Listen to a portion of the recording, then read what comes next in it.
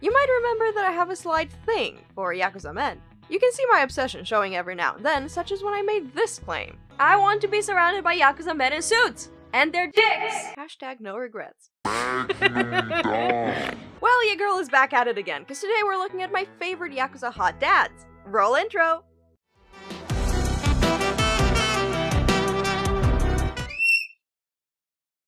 Now, I use the term dad loosely, probably based on the fact that I grew up without a dad, and thus my mental image of one is severely warped. So when I say dad, I mean DILF, and when I say DILF, the D really stands for Yakuza dick. Except I got one little problem. I don't know many examples of such daddies. There's plenty of series with Yakuza, yes, and ones that have dads, but very few give them the spotlight. And that got me thinking, why do we like untraditional crime series? And to answer that question, I want to take a look at 3 series in particular: The Way of the Househusband, Hinamatsuri, and Backstreet Girls, or Gokudolls. The first 2 cover the day-to-day activities of a member of the Yakuza, both former and current, and the third, well, you'll see when we get there.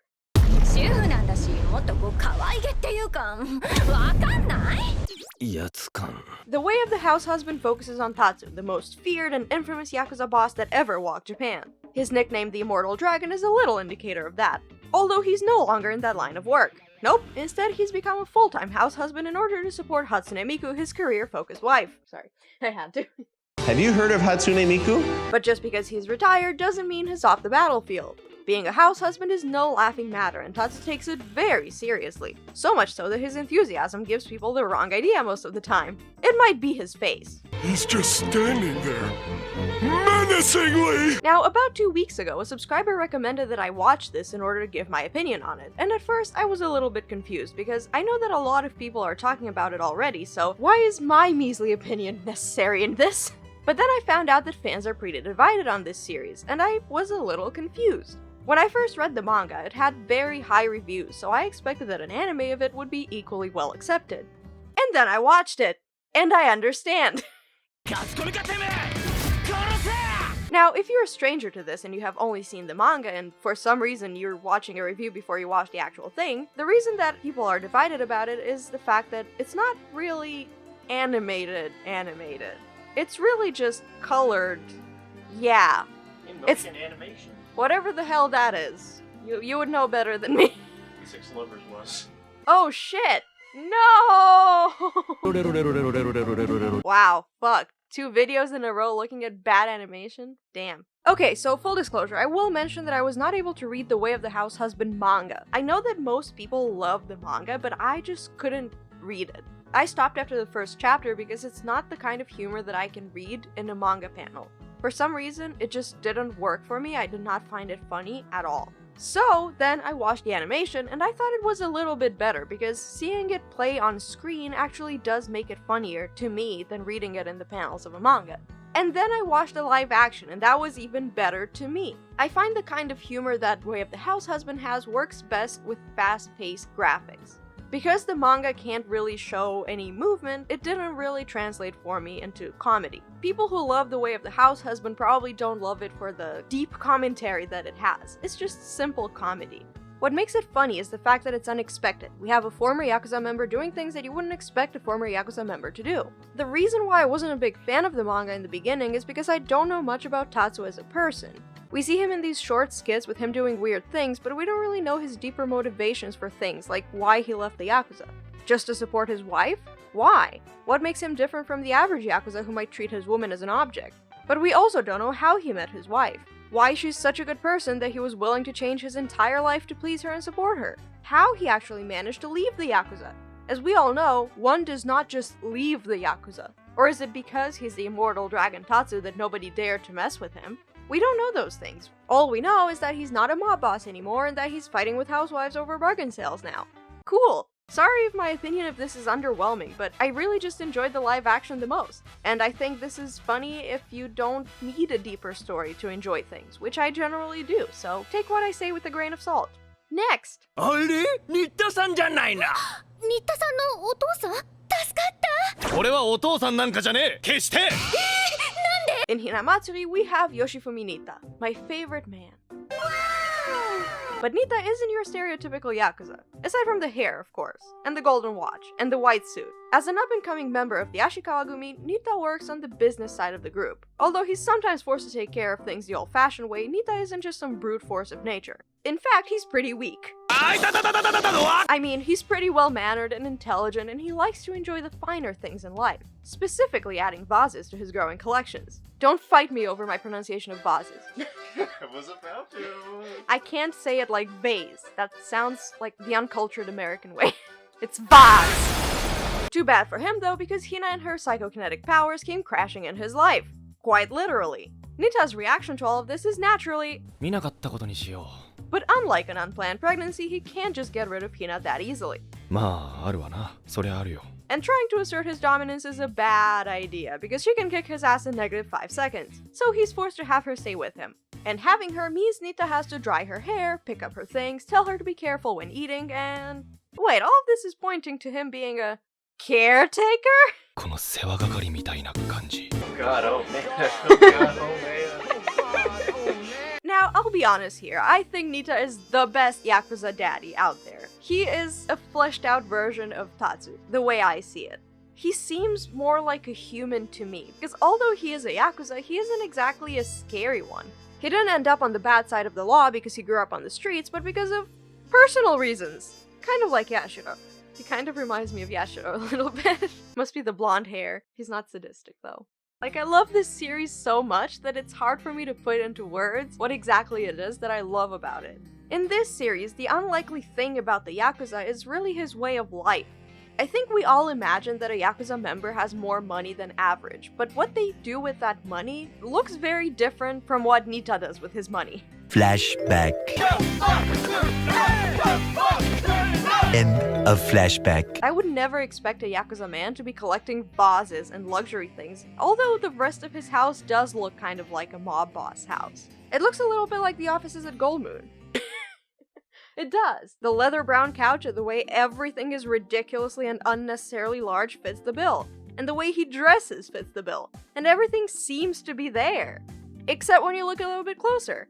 For example, when Nitta is being interviewed as a mob boss and the reporter is trying to follow his day-by-day activities, at the end he just can't use the footage because Nitta is just too un-Yakuza-like. He does relatively normal things and he's not violent. He really treats the Yakuza as his job. Even though his job is illegal, that doesn't mean that he became his job. You know, it's kind of like that. And having Hina to take care of brings even more of his human aspects out and exacerbates the way he is so un-Yakuza-like. If you watched The Way of the Househusband and you wish that there was a story with slightly more human drama to it, then I think Hinamatsuri would be a good one to watch. It has very similar comedy to The Way of the Househusband, but it also goes a little bit deeper into each character's motivations and who they are as a person and why they ended up where they are. So yeah, like, I know that there's a running joke that I want to be a Yakuza wife, but if I had to choose a person to be my Yakuza husband, it would be Nitta. And Ryuzaki. And Domeki. And I need a harem. Daddy, no! Daddy! Honestly, it would so be Nitta. Let's collect fancy vases together, honey. I also find him hot! I find him hotter than Tatsu, I'm sorry. He's so adorable. And that blonde hair that doesn't fit him in the least is adorable. I love Nitta. 常連さんでね、若手の屋さんだったけど、しばらく来てねえな。どこで何やってんだろうな。秋葉原でアイドルやってますよ。Gokudolls. What can I say about this series? Well, maybe the fact that it got me in a continuous stream of saying what the hell. 3 Yakuza bros fuck up an operation and then go face their boss ready to cut off some fingers. But the boss ends up asking them to cut off not their fingers, but their dicks. Quite literally. Go to Thailand and get a sex change. わしも鬼じゃねえからよ。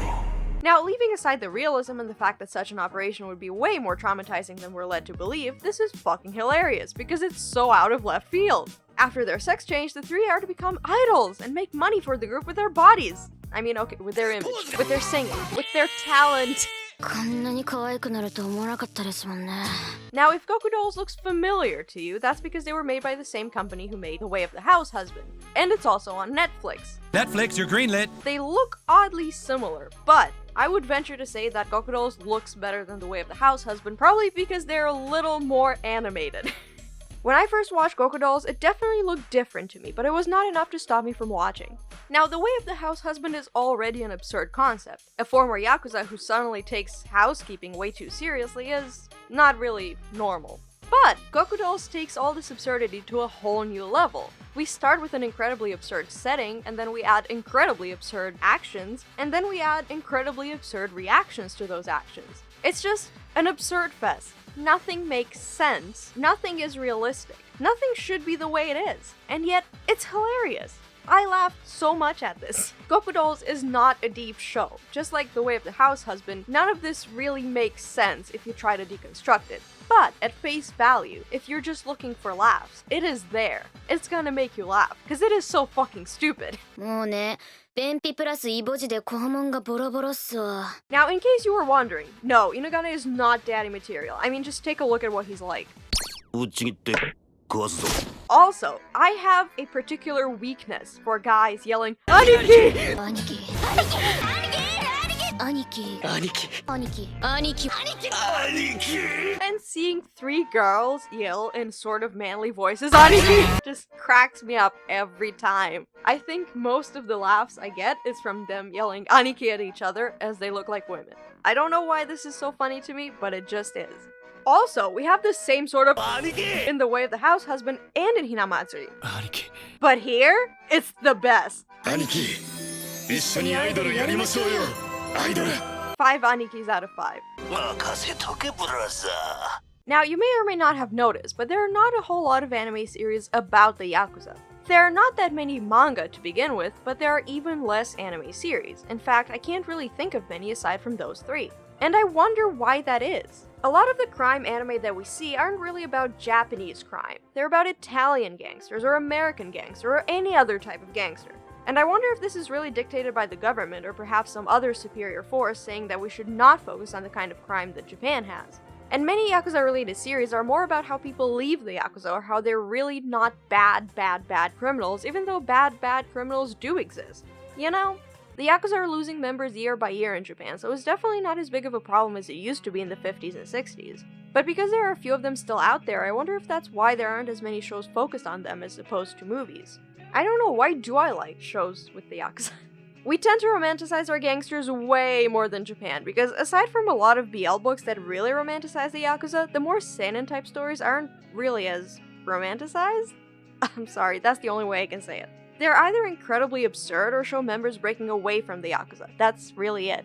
So why do we like shows that show untraditional Yakuza? Well, part of it is probably because, well, that's the only thing we have available. How many Yakuza shows do you know? If you know one, point me towards it. Because I've seen those 3 that I've just mentioned, and then Saizuru, which is BL, and I don't think their appearances in Gintama really count either. So for now, in order to fulfill our Yakuza daddy fantasies, we'll just have to turn to manga. And in particular for me, I'll just have to go back to my BL. If you think this video is disjointed, you are completely correct. This is what happens when I have no ideas what to write and then I just fucking ad-lib stuff. I hope you enjoyed! I have many other videos prepared for later that are actual well-structured videos, but this one I just didn't know how to put anything in words because everything was so much absurd. If you follow me on Twitter, you might know that I have a problem with writing scripts. As in, I don't write them on time, forever, and then I have to rely on my partner to help me write them, and sometimes he doesn't have ideas either, so then it's recording day, and here I am, trying to talk to myself, trying to figure something out. I don't know which one of this is good enough. Okay, I guess this is the part of the video where I end it. Bye! I don't know, bruh.